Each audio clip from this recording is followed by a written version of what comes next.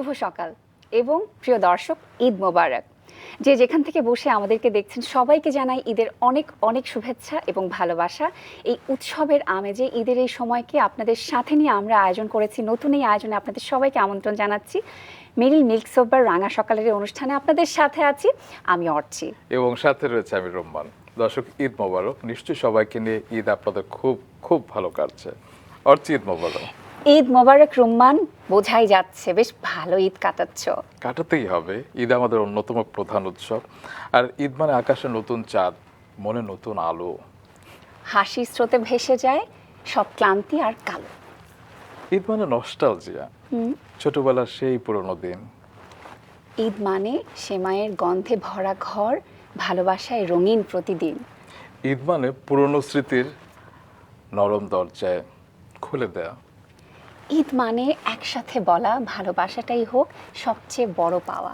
বাহ অর্চি, বাহ, খুব সুন্দর করে বললে তো। মানে আমরা যে এরকম আসলে ঈদ নিয়ে বলতে গেলে আমার মনে হয় সবার ভেতর থেকে একই অনুভূতি বের হবে আসলে। দর্শক, আমরা আজকে এত ঈদ নিয়ে কথা বললাম কেন, নস্টালজিক হলাম কেন, নিশ্চয়ই বুঝতে পারছেন। একটা সময় ছিল ক্যাসেটের শব্দ, বিকেলে ক্রিকেট আর ছাদে ছাদে গল্পের দিন। হুমায়ুন আহমেদের নাটক, তিন গোয়েন্দা, ম্যাকগাইভার, ভিএইচএস ক্যাসেট, চাঁদ রাতের উৎসব। 90 দশকের সেই সময়টা অনেকে অবশ্য শুধু স্মৃতিতে রেখে দিয়েছেন। তবে আমাদের আজকে রাঙা সকালের বিশেষ অতিথি সেই সময়টাকে শুধু মনেই রাখেননি, বারবার ফিরিয়ে এনেছেন তার গল্পে, তার কাজে, তার চলচ্চিত্রে। তিনি আমাদের সবার প্রিয় নির্মাতা তানিম নূর। চলুন তার সাথে আমরা কথা বলি। ঈদ মোবারক। ঈদ মোবারক। কেমন আছেন? আমরা তো খুবই ভালো। And অনেক ধন্যবাদ আমাকে আমন্ত্রণ জানানোর জন্য আপনাদের এই অনুষ্ঠানে। এই অনুষ্ঠানটা আমি প্রায়ই দেখি। অনেক ধন্যবাদ। বাহ, তানিম নূর আমাদের অনুষ্ঠান দেখে, এটা কিন্তু আমাদের জন্য অনেক বড় একটা একদম, পাওনা। কারণ উৎসব তো উৎসবের মতো একটা ধামাকা দিয়েছিল গত বছর, এবং বনলতা এক্সপ্রেসও গতকাল আমি দেখেছি, এবং কি বলবো, মানে ওয়ান অফ ইয়োর বেস্ট আর কি। Thank you so much. বুঝতে হবে রুম্মান, সিনেমায় নূর তো হিট, শাবনূর থেকে তানিম নূর। মানে আমার প্রশ্ন হচ্ছে কি, মানে তোমার কথা সূত্র ধরে বলি যে মানে সাবিলা নূরকে কি সে কারণে কাজ করা, মানে একদমই। নূর থাকলে আসলে তানিম নূরের সুদৃষ্টি পড়বে। না, তবে এখানে একটা মজার ব্যাপার আছে। সাবিলা নূরের প্রসঙ্গ যেহেতু আনলেনি, হঠাৎ মনে পড়ে গেল একটা জিনিস, যে আমি ওকে হুমায়ুন আহমেদ স্যারের উপন্যাসটা কিছুক্ষণ আমার সাথে ওর এমন না যে আগে খুব পরিচয় ছিল, এরকম না, মানে বিভিন্ন দেখা সাক্ষাৎ হয়েছে, এতটুকুই আর কি। তা আমি ওকে ফোন দিয়ে বললাম যে এরকম একটা ব্যাপার, তোমাকে আমি একটা সিনেমা করছি, এই তো তোমাকে আমি ইয়েটা পাঠিয়ে দিচ্ছি, পিডিএফটা দিয়ে দিচ্ছি আর কি। এখন তো সবাই মোবাইলে, হ্যাঁ। তোকে আমি পিডিএফ দিয়ে দিলাম। ও 2 থেকে আড়াই ঘন্টার মধ্যে ও আমাকে টেক্সট করলো, ভাইয়া পড়া শেষ। আমি সাথে সাথে পড়ে ফেলছি। ও খুব এক্সাইটেড আর কি ছিল আর কি, এটা আমার মনে আছে। যাই হোক, আপনি বলেন। বাহ, চমৎকার। তো তানিম নূরকে আমরা পুরো রাঙা সকালে আবিষ্কার করতে চাই। সিনেমা নিয়ে তো অবশ্যই কথা হবে। আপনার নামটা নিয়ে যে নূর নূর নিয়ে কথা যেহেতু এলো, হ্যাঁ, আপনার মূল নাম কি তানিম নূর? না, এখানে একটা ব্যাপার আছে, এটার একটা ইতিহাস আছে। আমার আসলে ভালো নাম, মানে আনুষ্ঠানিক নাম যেটা, বা যেটা আমার পাসপোর্টে আছে বা সব জায়গাতে, সেটা হচ্ছে আব্দুল্লাহ আল নূর। আর আমার ডাক নাম হচ্ছে তানিম। তো আমি যখন প্রথম ছবি বানাই ইউনিভার্সিটিতে থাকতে, তো তখন একটা শর্ট ফিল্ম। আচ্ছা। তো আমার এক বন্ধু, সে বললো যে এই আব্দুল্লাহ আলুর নামটা না পরিচালকের নাম হিসেবে ভালো যাচ্ছে না। আমরা শুনি নায়ক নায়িকাদের নাম চেঞ্জ হয়। আমি বলতে যাচ্ছিলাম, আমি বললাম যে না, তখন এটা আমার কাছে ছিল খুবই যে আমি কেন নাম নাম, change করতে মানে হবে? এটা একটা, ও বলে না ধুর, দেখ সিনেমা বানাবে এরকম, এটা হইলো, এটা কোনো নাম হইলো? তো ও হচ্ছে যে আমার সেই বন্ধুর নাম অর্জুন, ও প্রয়াত এখন। তো যাক, আমার সেই বন্ধু হচ্ছে যে এই তানিম আর নূর নিয়ে বললো যে এটা হচ্ছে মানে আমরা আর কি, আমার শর্ট ফিল্মটার উপরে কাভার লিখছিল আর কি, উপরে কাভার, তখন তো ভিসিডি ডিভিডি আর কি, মানে ওটার ডিভিডিটার উপরে লিখছিল আর কি। তো বললো যে না, এটাই তানিম নূর, এখন থেকে এটাই তুই। এরপর আমি একটা শর্ট ফিল্ম পরবর্তীতে 2017 সালে আমি এরপরে তো যখন ফিরে এসে হলো তানিম নূর নামেই করলাম। এরপরে মাঝখানে অনেকদিন আমি কোনো ফিকশন করিনি। 2017-তে একটা মানে শাওকি অনিমদের একটা ইয়ে ছিল, সেখানে ওই আপনার নাম তো ভুলে গেলাম, ওই যে কাজ বৃষ্টি অনেকগুলো ইয়ে হলো না, ইউটিউবে অনেকগুলো শর্ট ফিল্ম তখন এটাকে প্রজন্ম টকিজ, হ্যাঁ, সেটা আমিও সেখানে একটা জি, জি। ফিল্ম করেছিলাম, শর্ট ফিল্ম। তো সেখানে আমি নাম ছিল কিন্তু আবার আমার আব্দুল্লাহ আল নূর। আচ্ছা। তো এরপরে সেটাতে, কারণ আমি ততদিনে ভাবছি যে এটা কেমন দেখাচ্ছে নিজের নাম চেঞ্জ করে, এটা তো আসলে একটু এটা মানে মানুষ ভাববে যে আমি ইনফিরিয়রিটি কমপ্লেক্স আছে নিজের নাম নিয়ে, এটা তো ঠিক না আর কি। তো যাই হোক, তো ওটা দিলাম ওখানে, কিন্তু আপনি দেখবেন ওইটার ইয়েতে এখন আব্দুল্লাহ নুরি আছে। আচ্ছা। তো এরপর সেটাতে আবার আমার বন্ধু বান্ধবরা আবার খুব খেপে গেল আর কি, বলো এটা কি, এটা কোনো হইলো, তুই তোর আবার তো ওদের চাপাচাপিতে আবার আমি তানিম নূরে, ইতি তোমারই ঢাকাতেও বোধ আব্দুল্লাহ নূর আছে। ও আচ্ছা। তাই? হ্যাঁ, পরে আবার আমি তানিম নূরে ফেরত আসি। যাই হোক, আচ্ছা। নামে কি আসে যায়, তখনও আপনি মেধাবী ছিলেন, এখনো মেধাবী। তবে আপনার বন্ধুদের উদ্দেশ্যে বলতে চাই যে আব্দুল আল সাদ কিন্তু কান জয় করে এসেছেন। একদম। হ্যাঁ, সো নামে কি নামে। আসা যায়? না না, আমার কাছে- আমি একদম সম্পূর্ণ তাই মনে করি আর কি সেটা, বাট এটা আসলে অনেকটা ফান করেই করা সেটাই, হয়েছিল। সেটাই। এরপরে যেটা হয় আর কি, যে মানে যখন প্রথম এগুলো তো আসলে অত সিরিয়াসলি তো আসলে ভাবিও নেই কখনো যে নাম নিয়ে এত কিছু এত হবে। কিছু। আর সো ওই এরপরে ওইটাই হয়ে গেছে আর কি, এই আর কি। যাই হোক, এটা শুনতে ভালো লাগে। তানিম নূরের সিনেমার নায়িকা সাবিনা নূর। তবে আমার একটু মন খারাপ রোমান, সেটা হচ্ছে আমি কিন্তু এখন পর্যন্ত বনলতা এক্সপ্রেস দেখতে পারিনি, কারণ আমি এখনো টিকিট পাইনি। তবে অবশ্যই বলতে হয় এটা সেটা যে প্রতিবারই এই প্রবলেম হচ্ছে, সো দেখা যাক এবার, আমি আশা করি শীঘ্রই এটা এটা এটা সবাই পাবে আর কি। এবং গতকাল অবশ্য দুপুরে মাছরাঙা টেলিভিশনে উৎসবের ওয়ার্ল্ড প্রিমিয়ার হয়েছে, এবং আমি তো দেখেছি আবারও। তবে মুক্তির সময় কিন্তু আপনি বলেছিলেন যে পরিবার ছাড়া দেখা নিষেধ। আমি কিন্তু আবারও সপরিবারে বসে সবাইকে সাথে নিয়ে দেখেছি। Thank you. এবং মাছরাঙ্গা টিভিকেও ধন্যবাদ উৎসব দেখানোর জন্য, আমি তাদের প্রতি কৃতজ্ঞ। বাহ। তো উৎসব নিয়ে শুনবো, বনলতা এক্সপ্রেস নিয়ে তো অনেক কথা জি। জানতে চাই আপনার কাছ থেকে। তবে যার সাথে কথা বলছি তার সম্পর্কে একটু দর্শকদের জানিয়ে আসি। এটা আমাদের অনুষ্ঠানের রীতি, একটু জানিয়ে আসি, তারপর Sure. আবার গল্প বলবো। কেউ গল্প বলেন ক্যামেরা দিয়ে, কেউ বলেন স্মৃতির ভাঁজে ভাঁজে। আজকের অতিথি এই দুয়ের অপূর্ব মেলবন্ধন। তিনি চলচ্চিত্র পরিচালক, প্রযোজক এবং চিত্রনাট্যকার তানিম নূর। ঢাকায় বেড়ে ওঠার চারপাশের সাংস্কৃতিক আবহ তার ভেতর তৈরি করেছিল গল্প বলার এক স্বতন্ত্র দৃষ্টিভঙ্গি। শহুরে জীবনে নানা রং তার সৃজনশীলতাকে বরাবর দিয়েছে গভীরতা এবং বৈচিত্র্য। 2009 সালে শুরু হয় তার পেশাদার যাত্রা। 2011 সালে 20 জানুয়ারি মুক্তি পায় তার প্রথম চলচ্চিত্র ফিরে এসো বহুলা। প্রথম চলচ্চিত্রে তিনি তার স্বতন্ত্র ভাবনাকে প্রথমবার বড় পর্দায় তুলে ধরার সুযোগ পেয়েছিলেন। গত বছর মুক্তি পাওয়া তার পরিচালিত উৎসব বড় ধরনের সাফল্য পায়, সেটা আমরা সবাই দেখেছি। আর এবারের ঈদে তার নির্মিত বনলতা এক্সপ্রেস দিয়ে তো ইতিমধ্যেই চলছে চারিদিকে তুমুল আলোচনা। চলচ্চিত্রের পাশাপাশি ডিজিটাল মাধ্যমে তিনি রেখেছেন শক্তিশালী উপস্থিতি। 2017 সালে ইউটিউব ভিত্তিক শর্ট ফিল্ম প্ল্যাটফর্ম প্রজন্ম টকিজের মাধ্যমে শর্ট ফিল্ম তিনি তৈরি করেছিলেন এবং সেখানে তিনি নতুনভাবে মনোযোগ দিয়েছিলেন। ওটিটি প্ল্যাটফর্মে উল্লেখ করবার মতো কাজ করেছেন তিনি। 2019 সালে মুক্তি পাওয়া মানিহানি বাংলাদেশের ওটিটি কন্টেন্টে নতুন ধরনের গল্প বলার পথ তৈরি করেছিল। তার নির্মিত কায়জারও আরেকটি সফল ওয়েব সিরিজের মধ্যে অন্যতম। এছাড়াও তিনি ছিলেন ওয়েব সিরিজ তাকদিরের সৃজনশীল প্রযোজক, কারাগারের নির্বাহী প্রযোজক, কালপুরুষের সহযোগী প্রযোজক।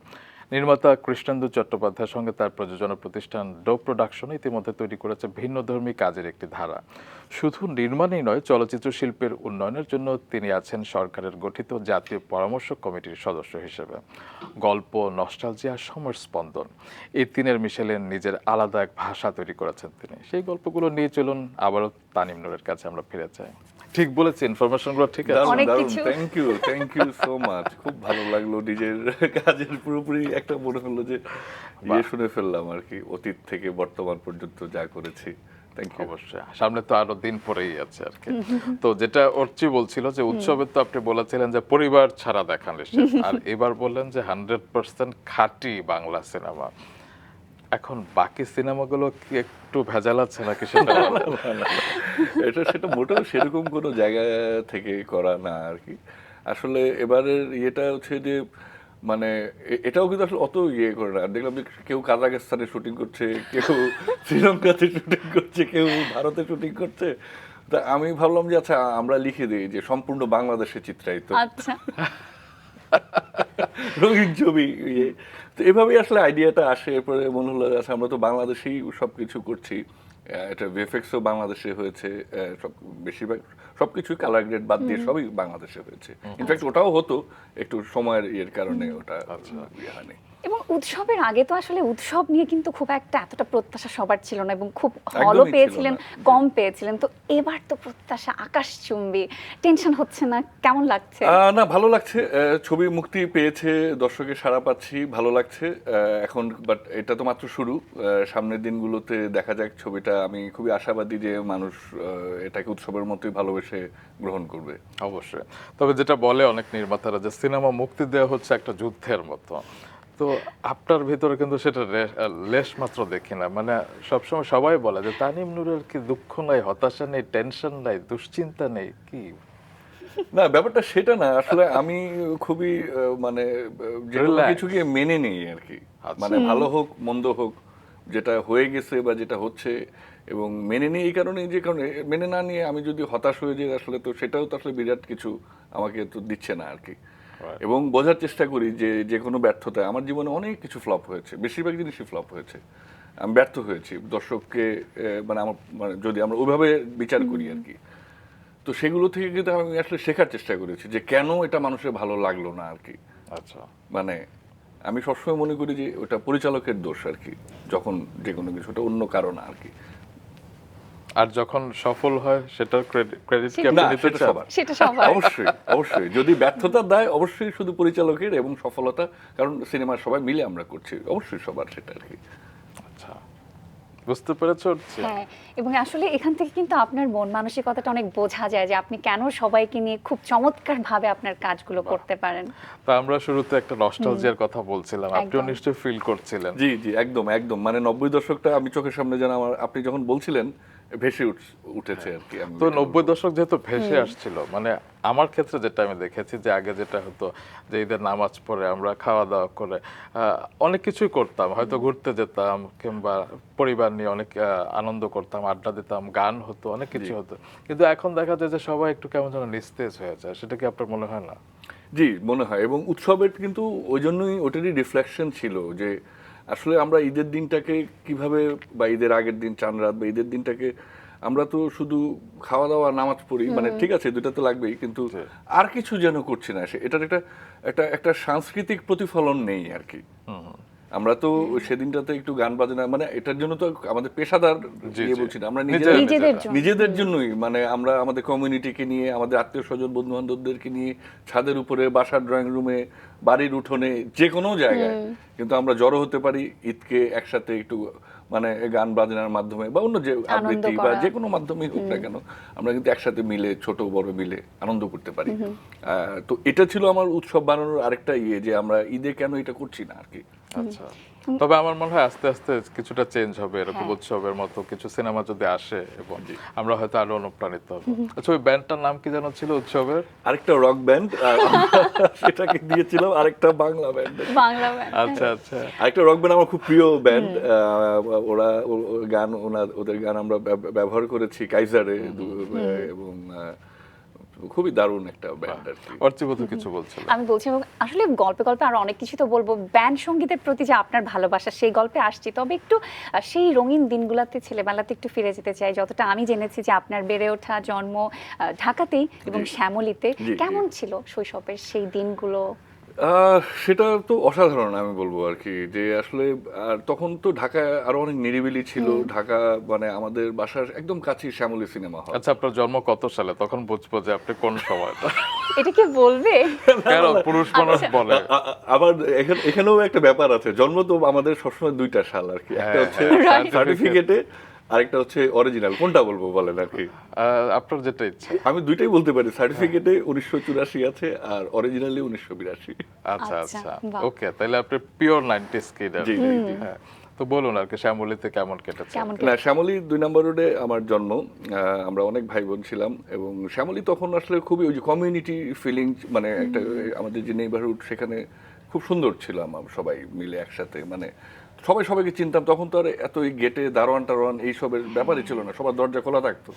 মানে যে কোনো সময় যে কেউ যে কারো বাসায় যেতে পারতো, বা ওইরকম, মানে ব্যাপারটা ওরকমই ছিল আর কি। অন্যরকম হ্যাঁ, আন্তরিকতা ছিল। অন্যরকম মানে আন্তরিকতা ছিল, এবং পরস্পরের প্রতি সহানুভূতিশীল ছিলাম, পরস্পরের প্রতি মানে সুখ দুঃখ আনন্দ ভাগ করে নিতাম সবাই আর কি। সেটা আমি মনে করি যে আমার জীবনের সব থেকে সুন্দর সময়।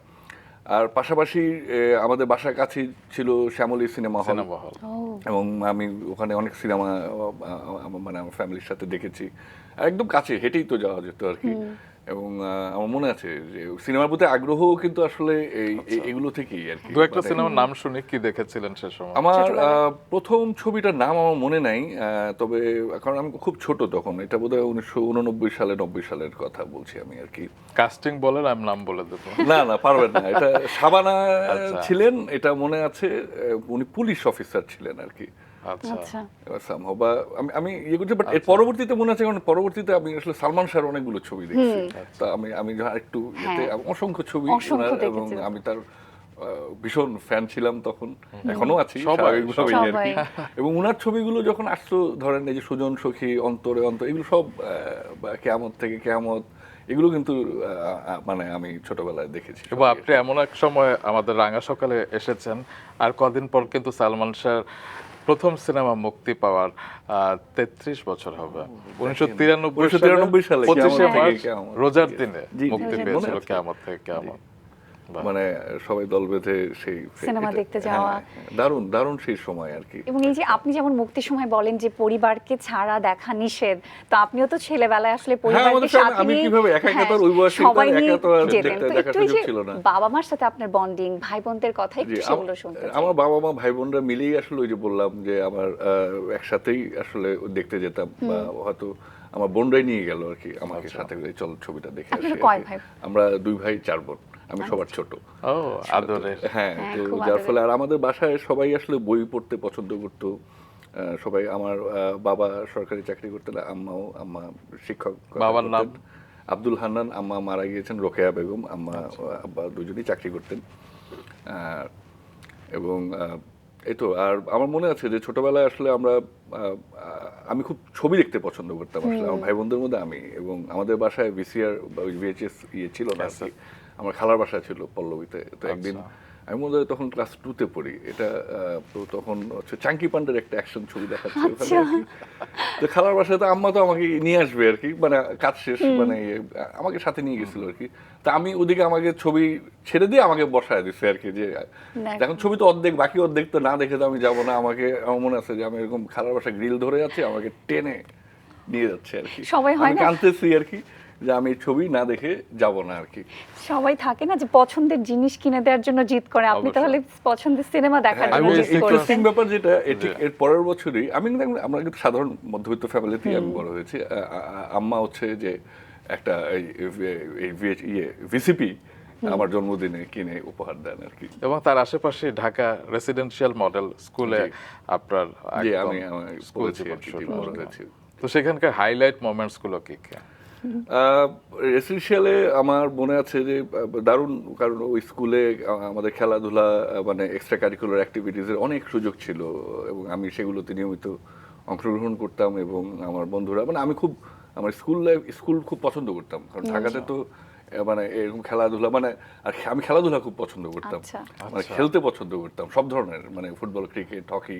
আর আমাদের স্কুলে সব ব্যবস্থা ছিল, আমরা সবই খেলতাম। বাহ। প্লাস হচ্ছে যে আমি টুকটাক অভিনয়ও করতাম আর কি। ও তাই? সেটা জানা ছিল না, মানে স্কুলে, কিন্তু সেটাও একটা গল্প আছে আর কি। সেটা বলেন হচ্ছে না। যে মানে আমি ক্লাস 5-এ থাকতে প্রথম একবার একটা একক অভিনয় করি আমাদের স্কুলের প্রোগ্রামে, তো সবাই খুব অ্যাপ্রিসিয়েট করে, একটা কমেডি ইয়ে আর কি। তখন আমি নিজেই সেটার লেখক, আমি নিজেই সবকিছু আর কি সেটা। হ্যাঁ, তো তখন ওটা খুব হিট হয় আর কি, মানে সো কল্ড স্কুলের মধ্যে যারা 3-4-এ পড়ে ওরাও আমাকে দেখলে ওরকম করতেছে, টিচাররা খুব স্নেহ করতেছে, হ্যাঁ বলছো তুমি ভালো করছো, এটা দাম সেটা। বেড়ে গিয়েছিল। হ্যাঁ, খুব ইয়ে। তো এরপরে 2-3 বছর পরে তো আমি আবার সবকিছুতে একটু অনিয়মিত ছিলাম আর কি, একটু ফাঁকিবাজ টাইপের, কোনো কিছু বেশি দিন ভালো লাগতো না আর কি। হ্যাঁ হ্যাঁ। তো আবার টিচাররা ইভেন আমাকে, আমাদের বাংলা টিচার দীপু নাম্বার 2-তে অডিশন দেওয়ার জন্য অনেক পিড়াপিড়ি করছিলেন আর কি। আমি তখন ক্লাস 7-এ পড়ি আর কি। পরে কিন্তু আমি ওই যা হয়, আমি খুব শাই ছিলাম, আমি ভাবতেই পারতাম না যে আমি অডিশন দেওয়া। পরে আমাদের ঠিক এক ব্যাচ সিনিয়র একজন ওখানে অভিনয় করছে আর কি। পরে আমাকে পায় নাই ম্যাডাম মনে হয়, পরে ওনাকে বা আরো অনেকে ইয়ে করছে। আপনি সুযোগটা মিস করেছেন কিন্তু। আমরাও মিস করেছি। হ্যাঁ, আমরাও মিস তো যাই করেছি হোক, সেই এরপরে সাথে। ক্লাস 8-এ থাকাকালীন সময়ে আমি একটা নাটক করি, মানে ওই নাটকে আমি পরিচালক, আমি লেখক, মানে আপনি ডিরেক্টর। হ্যাঁ, সবকিছু। এবং আমি অভিনেতাও, আবার সাথে আরো কয়েকজন আছে আর কি। আচ্ছা। তো সেই নাটকটা করার পর হচ্ছে যে আমাদের যিনি প্রিন্সিপাল ছিলেন তৎকালীন কর্নেল কায়সার আহমেদ স্যার, তো কায়সার স্যার সব আরও অন্য নানা প্রোগ্রাম ছিল, আমাদের অডিটোরিয়াম বিরাট সেখানে যেগুলো হয়, তো স্যার সব শেষ করে মানে নাটকটা খুব সমালোচনা করছে আর কি, এবং আমি লজ্জায় এরপরে আর কোনোদিন করা হয়নি। কি বিষয় ছিল নাটকে? ফানি কিছু আর কি, ছিনতাইকারী ধরছে একজনকে, এই টাইপের। মানে আমি সবসময় কমেডি ইয়েতে মানে ইয়ে করতাম, তখন সবাই নাটক করতে আসলে খুব সিরিয়াস বিষয়। ইভেন এর আগের কম্পিটিশনে আমি ফার্স্ট হয়েছি আর কি, মানে আমি আমার মানে এই জন্য আমাকে ওই স্পেশাল প্রোগ্রামে সুযোগটা ওনারা জোর টোর করে আমাকে বলছে যে তুমি এটা একটা নাটক লিখে একটা দাও।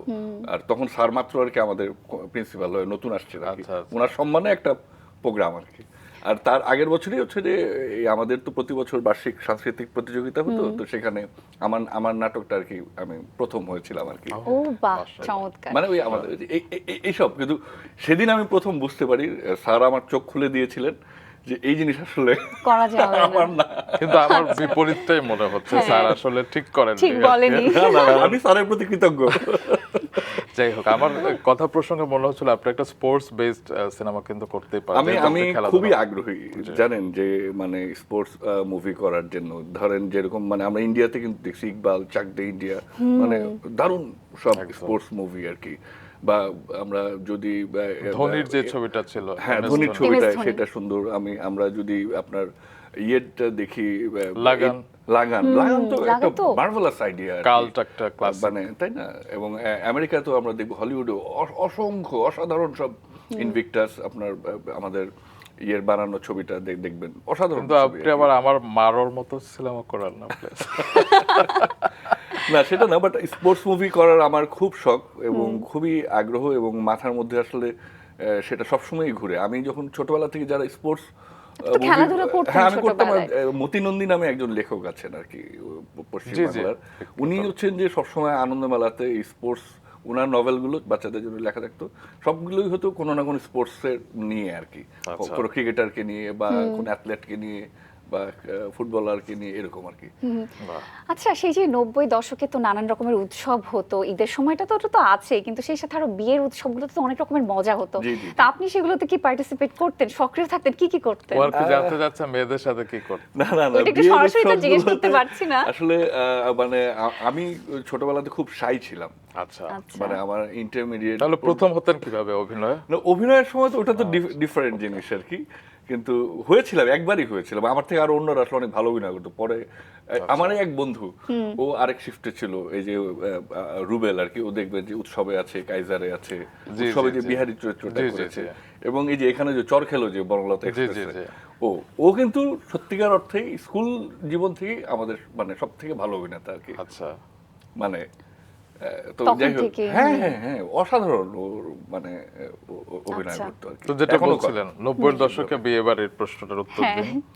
না 90 দশকে তো বিয়ের মানে আমার কাজিনদের বিয়ের অনুষ্ঠানে গিয়েছি বিভিন্ন। আমরা তো আসলে খুব ওই সময়টা তো ছিল খুব দারুণ আসলে, এবং সেগুলো আমার মনে আছে, আমার কাজিনদের বিয়েগুলো যেগুলোতে, বা আমার ভাই বোনদের বিয়ে পরবর্তীতে, মানে সবকিছু তো এগুলো মানে। কিন্তু আমি ওই বিয়েতে আসলে কি যে আমি সামাজিক অনুষ্ঠানে আমি খুব অকওয়ার্ড ফিল করতাম ছোটবেলা থেকে, এখনো করি। এডিএইচডি আছে আপনার? হ্যাঁ, মানে আমি সামাজিক অনুষ্ঠানগুলোতে একটু পালিয়ে বেড়াই বা যেতে চাই না, বা একটু দূরে দূরে থাকে আমার মতো থাকি। এখন কি একটু পরিবর্তন হয়েছে? সেটা হয়নি। না না না না, সামাজিক ছবি যে নির্মাণ করে যাচ্ছে একের পর সে, এরকম অসামাজিক যাই মানে, কিন্তু আমি অতটা মানে আমার ভালো লাগে না অতটা। থাকে না, সোশ্যাল অ্যাংজাইটি কাজ করে অনেক। অ্যাংজাইটি ঠিক বলবো না আসলে, আমি জানি না, মানে মানে হয়তো কোনোদিন খুব ভালো লাগলো, আবার কোনোদিন সবসময় তো ভালো, মানে বেশি ভালো লাগে না। আপনি ভিড়ের মাঝে একা হয়ে যান?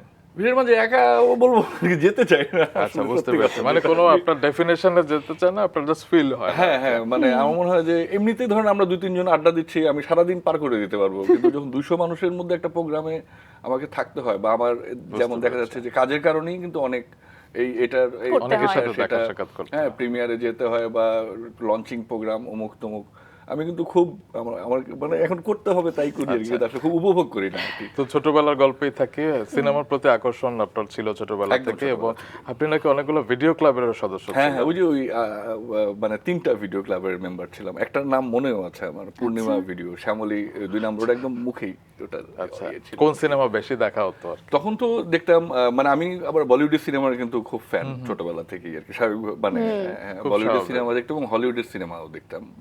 হলিউডের সিনেমা দেখতাম মানে ওগুলো তার অত মানে সেই ইয়ে না, সময় মানে হয়তো- আর্নল্ড শোয়ার্জনেগার টার্মিনেটর 2 বা ব্রেভহার্ট দেখতেন হয়তো। মানে এইগুলো না, ব্রেভার তো আরো পরে পরে আসে আর কি, এইটে তখন আমি পড়ি, ওটা হলেই বাংলাদেশে হলেই এসেছিল আর কি। তো এই ধরনের ছবি দেখতাম আর কি মূলত আর কি। আর বাংলা আব্বা আম্মা আবার ওই উত্তম সুচিত্রার ছবি দেখতে পছন্দ করতেন, মানে আমরা তো অনেক বাসায় মেম্বার, যে যারটা আমাকে লিখে দিত, এই যে মানে সব ধরনের ছবি আসলে রাজ আর দেখা সিমরানের হতো আর প্রেম কি। কাহিনী নাকি অনেক দেখতেন। মানে দিলওয়ালে দুলহানিয়া লে যায়েঙ্গে আমার মনে হয় যে আমি 20-25 বার আমরা অসংখ্য দেখছি। বার। হ্যাঁ, এটা প্রথম দেখা ভিএইচএস এ, এরপরে তখন তো স্যাটেলাইট টেলিভিশনও চলে আসছে 93তেই আমাদের এখানে, আপনারা জানেন যে জি। মানে ডিশের লাইন আর কি। তখন অবশ্য 4-5টা চ্যানেল ছিল আর কি। যে আদিত্য চোপড়া যদি উৎসব দেখে থাকে তাহলে দেখবেন যে আপনি তাকে ট্রিবিউটও করেছেন, দিলওয়ালে দুলহানের একটা পোর্শন রয়েছে। মানে এটা এই ছবিটা আসলে কি, যে এই ছবিটা খুব একটা এমন একটা ছবি, এটা কিন্তু একটা ফ্যামিলি ফ্রেন্ডলি মুভি আর জি, কি। জি, অবশ্যই। মানে দেখেন যে এটা কিন্তু মানে, এবং এটা ভারতবর্ষের চলচ্চিত্রে কিন্তু একটা বিরাট ইম্প্যাক্ট জি। রেখেছে, যেটা এখনো বিদ্যমান এখনো, আর কি। হ্যাঁ। এবং মানে- আপনি একটা ব্যাপার খেয়াল করেন যে আমরা প্রায় শুনি যে মারাঠা মন্দির যে সিনেমা হল, সেখানে দিলওয়ালে দুলহানি এখনো জি, জি, চলে, এখনো এবং- চলছে, জি। এবং সেরকম ভাবে উৎসব সেই উৎসব। যে গত 7ই জুন রিলিজ হলো কোরবানিতে, এবং আমি শুনেছি যে এখনো মানে অনেক সিনেমা হলে চলছে এবং বিরতিহীন ভাবে যমুনা জি, ব্লকবাস্টার জি, জি, যমুনা 250 দিনের উপরে চলে গেছে আর কি। বাহ। মানে আমি নিজেই এখন আসলে ট্র্যাক হারায় ফেলছি আর কি, যে এটা সত্যি, কতদিন চল। সাংবাদিকরা মাঝে মাঝে ফোন দিয়ে বলে যে ভাই আপনার ছবিতে 200 দিন পার করে ফেললো, 250 দিন কি পার করে চমৎকার। ফেললো। মানে এটা দারুণ ব্যাপার, এটা শুধুমাত্র দর্শকের জন্য সম্ভব হয়েছে, আমি দর্শকদের প্রতি এবং ভীষণ কৃতজ্ঞ। এই যে সিনেমার প্রতি টানের কথা বলছিলাম আমরা, যে যতটুকু আমি জেনেছি যে ক্লাস 9-10 এ পড়ার সময় আপনি ঢাকায় বিভিন্ন আন্তর্জাতিক চলচ্চিত্র উৎসবে আপনি অংশ নিতেন, যেতেন সেখানে। তখন আসলে কি উদ্দেশ্য ছিল বা কি লক্ষ্য ছিল আপনার? তখন তো শুধু ছোটই ছিলেন। সিনেমা বানানোর কোনো লক্ষ্য ছিল না, আমি সাংবাদিক হতে চেতাম ছোটবেলা থেকে। সর্বনাশ। ইভেন আমি যখন বিশ্ববিদ্যালয়ে ভর্তি হই তখন আমি সাংবাদিকতাতেই পড়বো, মানে আমি মানে বিজ্ঞানের ছাত্র ছিলাম, কিন্তু আমি ওই যে ডি ইউনিটে ঢাকা জি, ইউনিভার্সিটি জি। পরীক্ষা দিয়ে এবং Change করা আমি আর কি। মানে ওই মানে আর্টসে পড়বো, আমি ঠিক করছিলাম যে ইন্টারমিডিয়েটের পর সায়েন্স Science-এর অনেক দরকার নেই। পড়াশোনা কঠিন, হ্যাঁ। অঙ্ক টঙ্ক পারি না আমি। তো আমার টার্গেট ছিল যে আমি জার্নালিস্ট হব, কারণ সাংবাদিক হলে বেশ ঘোরাঘুরি করা যায়, একটা অ্যাডভেঞ্চারাস লাইফ, Adventure। এবং আমি বিশ্ববিদ্যালয়ে সাংবাদিকতা বিভাগে পড়বো। কিন্তু যাই হোক সামহাও আমি বিভাগে সাংবাদিকতাতে না পড়তে পড়ে ইচ্ছুক? সমাজবিজ্ঞানে মানে আচ্ছা। পড়ি আর কি, এবং এটাও আসলে ইনফ্লুয়েন্স হয়ে পড়ি আমাকে। আর আরেকটা বিষয় ছিল যে ফাঁকিবাজি, সাংবাদিকতা বিভাগে দেখি যে 11টা মানে কোর্স আর কি, আর ওখানে 4টা। তো আমি হিসেব যেটা করে সহজ। দেখলাম যে এটা করলে আমার গ্রাজুয়েশন যাই হোক, আরামে পার হয়ে যাবে। আমরা 3 ইডিয়টসে যেরকম দেখেছি যার যেটা আগ্রহ তার সেখানে যাওয়া উচিত। জি। তবে আপনি পড়াশোনাটা কোনো মতে আর কি এভাবে ব্যাটিং করে গেছেন, কিন্তু যেটার প্রতি আপনার আগ্রহ ছিল সিনেমা, জি, জি, জি। সেটা কিন্তু দিন দিন বেড়েছে, যেটা অর্চি বলছিল যে ফিল্ম ফেস্টিভ্যালে অংশ নেওয়া। হ্যাঁ, মানে আপনার 9-10 এর কথা যেটা হ্যাঁ। জি, জি। আপনি বলছিলেন, সেটা যদি আমরা 3 বন্ধু ছিলাম, ওরা দেশে থাকে না, তাজ এবং রকিব, আমাদের স্কুলেরই আর কি।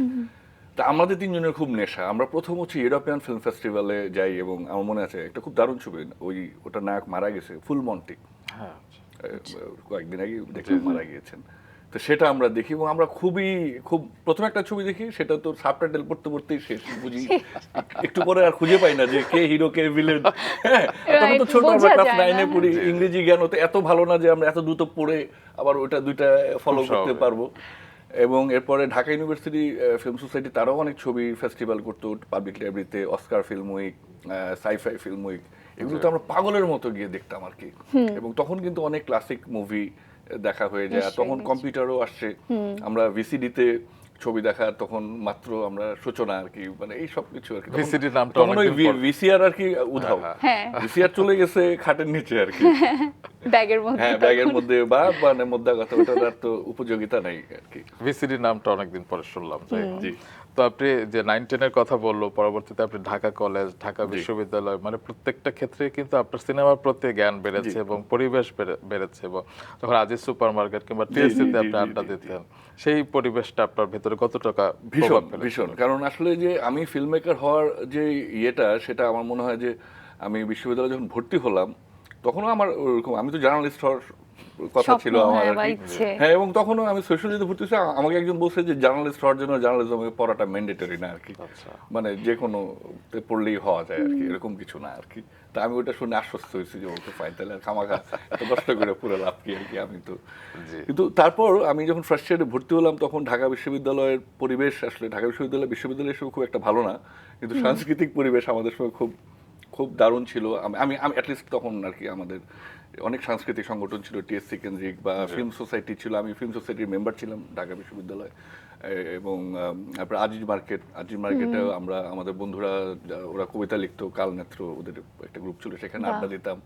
সেখানে তো সবাই আসে, পাশে শর্ট ফিল্ম ফোরামের অফিস, ওখানে সব আমাদের বড় ভাইরা, এখন তো তারা সব মানে বিরাট বিরাট সব Legend. পরিচালক, লেজেন্ডারি সব ডিরেক্টর, মানে নুরুল আলম আতিক, মোস্তফা সারোয়ার ফারুকী, অমিতাভ ভাই, অঞ্জন দা তো মারা গেলেন, মানে এরকম আরো অনেক মানুষ আর কি জি। তখন।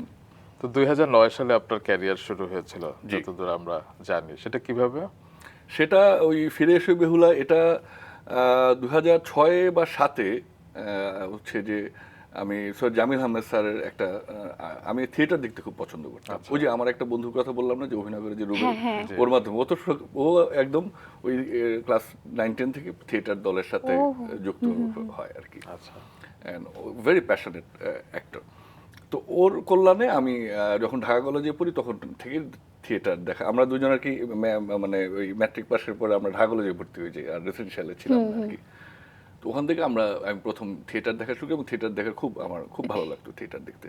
তো ঢাকা বিশ্ববিদ্যালয়ে ভর্তি হওয়ার পরেও ওখানেও আমি স্যারের নাটকগুলো, মানে নাটমণ্ডলে তো মানে আমি যখন পড়তাম তখন স্যার ছিলেন চেয়ারম্যান নাট্যকলার আর কি।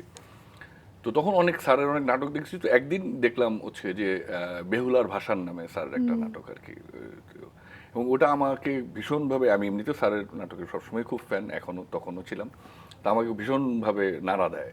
এবং কারণ হচ্ছে যে আমরা যে মনসা মঙ্গল বা যেটা আমরা জেনেছি সেটাকে উনি নতুনভাবে ইন্টারপ্রেট করেন, একটা একটা ফেমিনিস্ট ইন্টারপ্রিটেশন উনি ওই নাটকের মধ্যে দিয়েছিলেন আর কি, যেটা আমাকে খুব ওকে ফাইন, এভাবেও ভাবা যায়, এভাবেও তো আসলে মানে ডিকনস্ট্রাক্ট করা যায় আমাদের মিথকে, আমাদের ইয়েকে।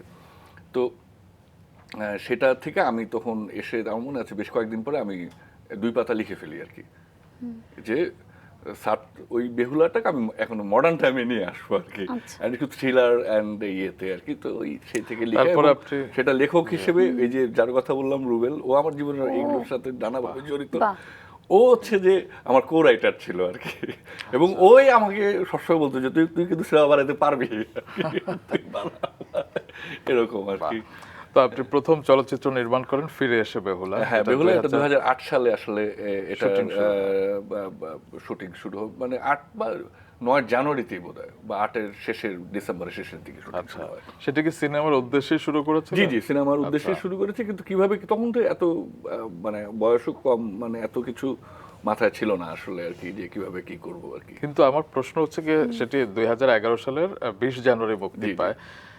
দেখার পর, পোস্টার দেখার পর আমি দেখছি যে এখানে কে নাই আসলে পোস্টারে, এতজন এবং এত powerful actors, from Joya Ahsan, Tauquir Ahmed, Shahiduzzaman Selim, Shatabdi Wadud, Intekhab Dinar, Mamunur Rashid, Raisul Islam Asad, Humayun Faridi. জি।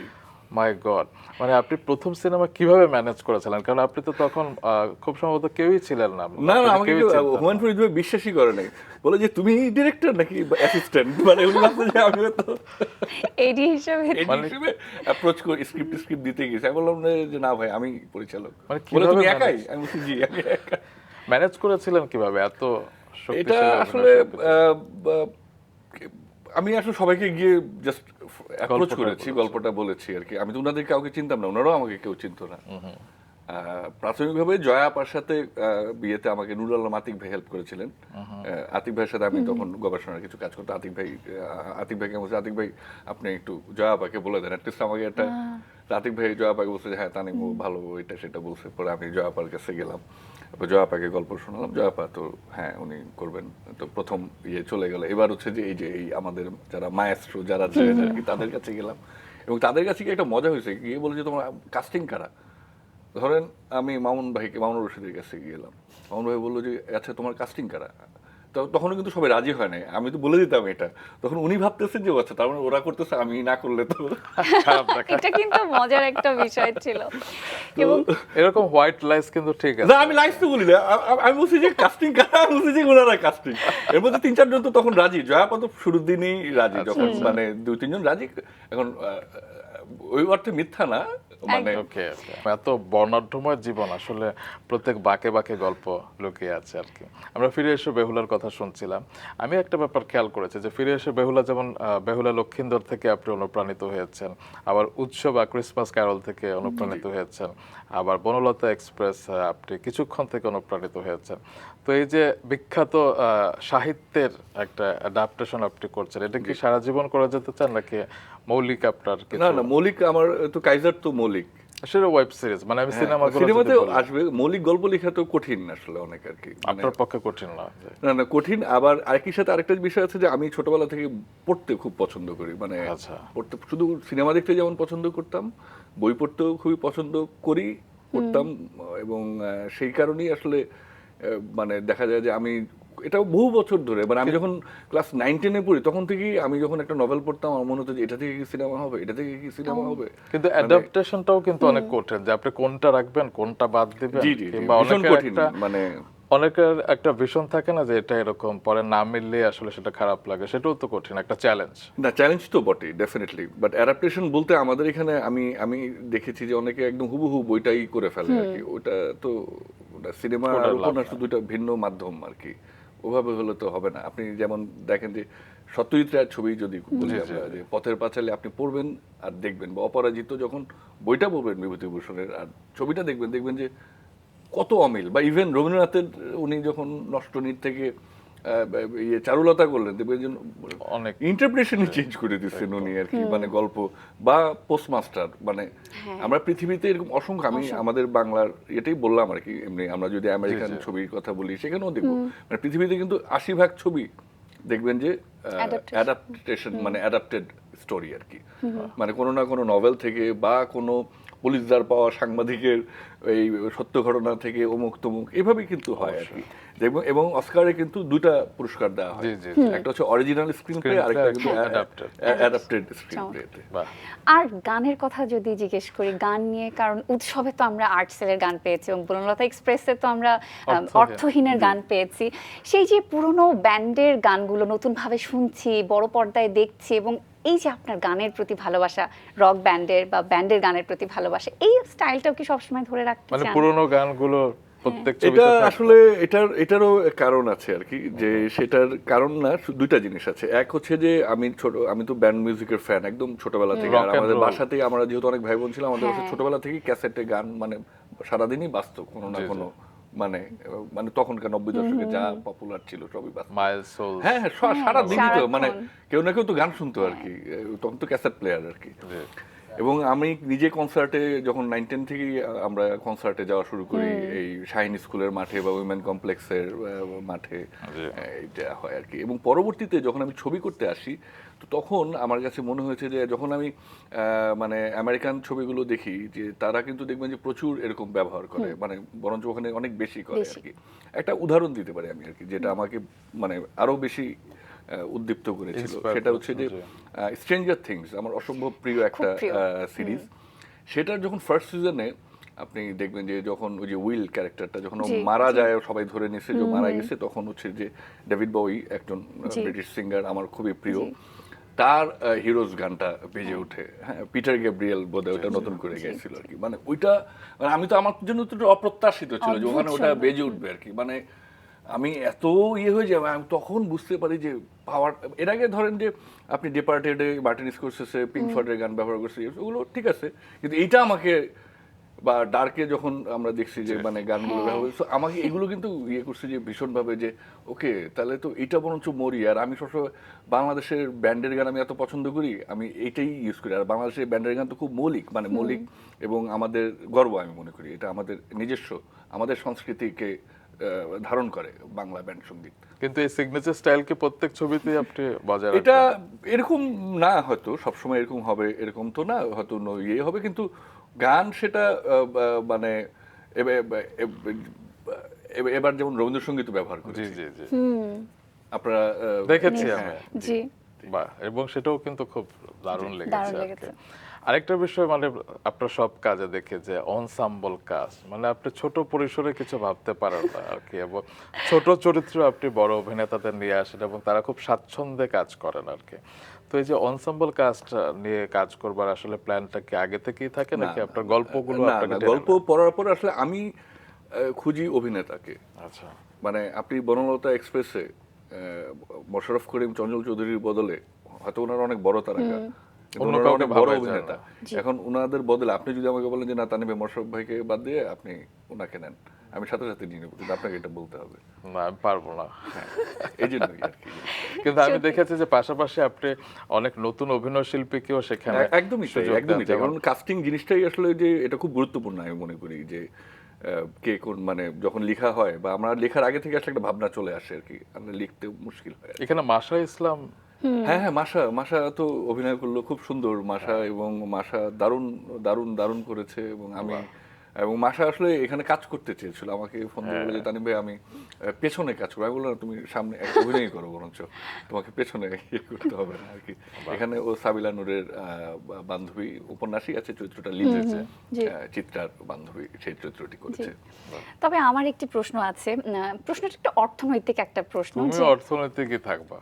একটু বলি আর কি করব, একটু হিসাব নিকাশের কথা বলছিলাম, যেটা যে আসলে বলা হয় যে বাংলাদেশের সিনেমা হল থেকে 8 কোটি টাকার বেশি তো ওঠানো সম্ভব হয় না, এবং সিঙ্গেল, আপনি বলেছেন, এবং সিঙ্গেল হল থেকে আসলে সেটা ওঠানো সম্ভব হয় না সিনেমা থেকে। তো এবার আসলে উৎসব থেকে কত টাকা আয় হয়েছে সেটা কি আমি বলবেন? কিন্তু অবশ্যই বলা যাবে, কারণ এগুলো তো পাবলিক ইয়ে, জি, আমি জি। তো অলরেডি সেগুলো সব পত্র পত্রিকায় ছাপা হয়েছে, আমাকে প্রথম আলোতে জিজ্ঞেস করেছে, এবং এগুলো সব ইয়ে তো আছে আমার কাছে আর কি, মানে ডেটা আছে আমার জি, কাছে জি। আর কি, এবং আমি সেগুলো পাবলিক করতে চাই আর কি, করেছি।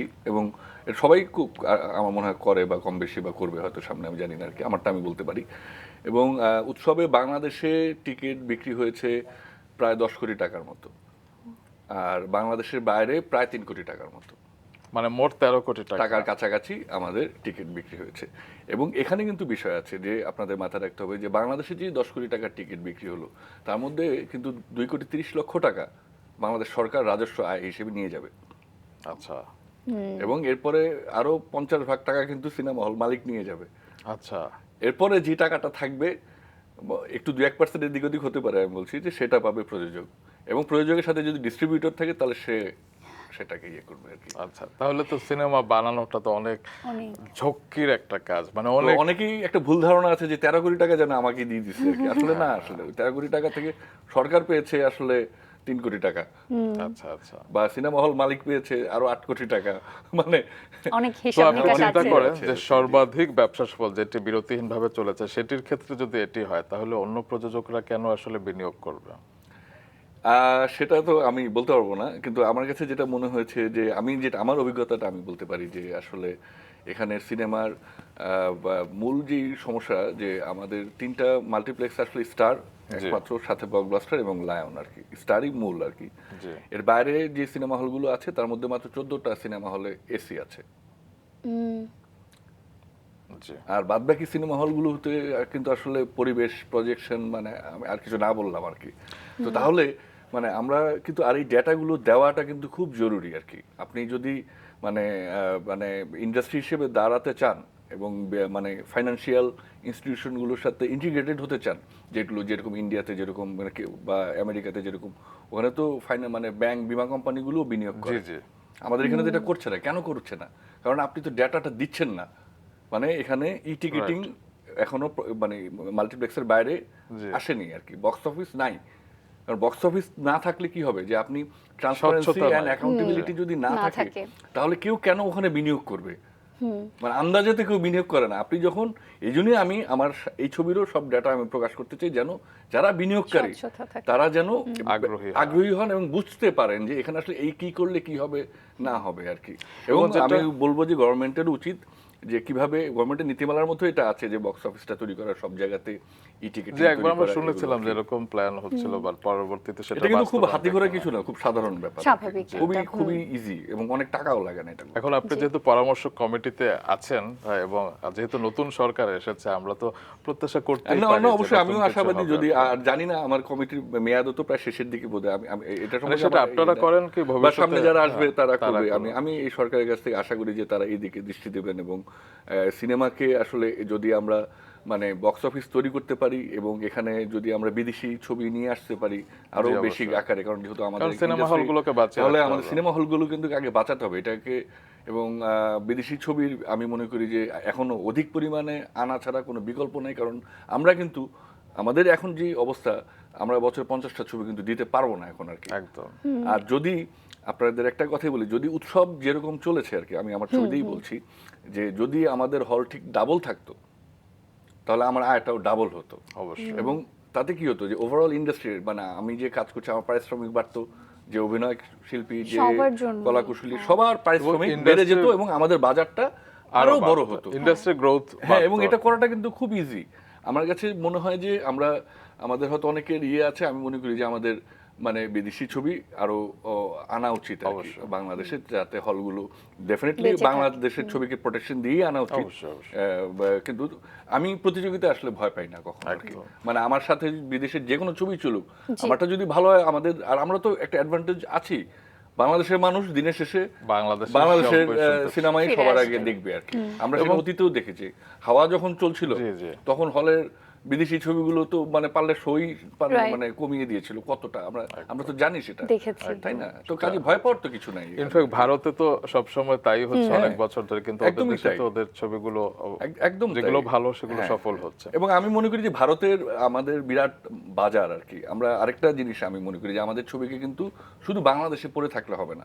আমরা যেমন নর্থ আমেরিকাতে আমাদের একটা ভালো বাজার তৈরি হচ্ছে, হ্যাঁ। হ্যাঁ, অস্ট্রেলিয়াতে, ইউকেতে, ঠিক কানাডাতে। একই রকম ভাবে ভারতে, পশ্চিম বাংলায় তো বাংলা ভাষাভাষী মানুষ আমরা, আসাম, ত্রিপুরা, সেখানেও কিন্তু আমাদের বিরাট সম্ভাবনা, সুযোগ আছে আর কি। একদম। এবং এইটা মানে আমাদের মানে এই জিনিসগুলো না, আমি জানি না কেন কেউ অ্যাড্রেস করছে না, করে না। এবং চলেন সবাই মিলে আমরা মানে কথা বলা শুরু করি নিশ্চয়ই একদিন। ডেফিনেটলি এটা আসলে বিড়ালের এটা করা গলায় উচিত। আসলে মানে কারো ঘন্টা বাজতে মানে হবে। আমরা ওখানে তাদের ছবি চালাতে পারি, তাদের ছবি আমাদের এখানে আসুক, মানে অবশ্যই। কোনো বাধা তো নাই। শিল্পের তো কোনো বাউন্ডারি থাকার অবশ্যই কথা আমি না। এটাতে বিশ্বাসই করি না আর কি। এবার আরেকটি ভিন্ন প্রসঙ্গে কথা বলতে চাই। আপনার দুই বন্ধু সৌভিক করিম এবং আরিফুল ইসলাম, যাদেরকে আপনি হারিয়েছেন 7 নভেম্বর 2023 একটি সড়ক দুর্ঘটনায়, এবং আপনি তাদেরকে উৎসর্গ করেছিলেন উৎসব সিনেমাটি। ঈদের সময়গুলোতে আসলে তাদের কতটা মিস করেন? ভীষণ। আমি উৎসব ছবিটা বানিয়েছি ওই যে ওদেরকে মিস করতাম তাই জন্য। আর সৌভিক করিম, এই যে আমার নামটা যেটা বললাম, ওর ডাক নাম অর্জুন, মানে ওই আমার এই তানিম নূর, এই যে ফিল্মের যে নামটা, এটা ওই নামটা। দিয়েছে। আচ্ছা। এবং এটা আসলে বলে বোঝাতে পারবো না। এবং এটা এই এই এই এই লস আসলে আমি সারা জীবনে আসলে আমি এটা পূরণ হবার নয়। তবে তারা যেখানে আছেন নিশ্চয়ই আপনাকে দেখছেন করি, এবং জি, আপনার জি। সাফল্যে তারা গৌরবান্বিত হচ্ছেন আর কি। আমরা একটু বনলতা এক্সপ্রেস যেহেতু চলে এসেছে, ও টিকিট পাচ্ছে না, নিশ্চয়ই একদিন পেয়ে যাবে। একটু সফল হওয়ার কারণটা একটু অর্চিকে জানাই। কারণটা হচ্ছে কি, আমি বনলতা এক্সপ্রেসের শুটিং সেটে গিয়েছিলাম। ও, তুমি আমাকে রেখে যেতে পারলে, একবারও বললে না। না, সেখানে আমাদের একটা শুটিং চলছিল মাছরাঙারে, তখন দেখা হয়েছিল আর কি। আচ্ছা। তো আমি দেখেছি যে পুরো দুটো ট্রেন আর কি তৈরি করা হয়েছিল, আড়াইটা এবং ট্রেন। আড়াইটা ট্রেন, এবং সেটা মনে হয় 1.5 মাস ধরে বানানো জি, হয়েছিল জি, আর কি। তো ভেঙে ফেলা হয়েছে সেই জি ট্রেনটা, জি জি। কেন? মানে এটা তো সংরক্ষণ করা মানে যেত। সবাই এটা বলেছিল, বহু মানুষ সেট দেখতে এসেছে। আমি এখানে কৃতিত্ব দেব আমাদের যিনি শিল্প নির্দেশক আর ডিরেক্টর রাজিম আহমেদ।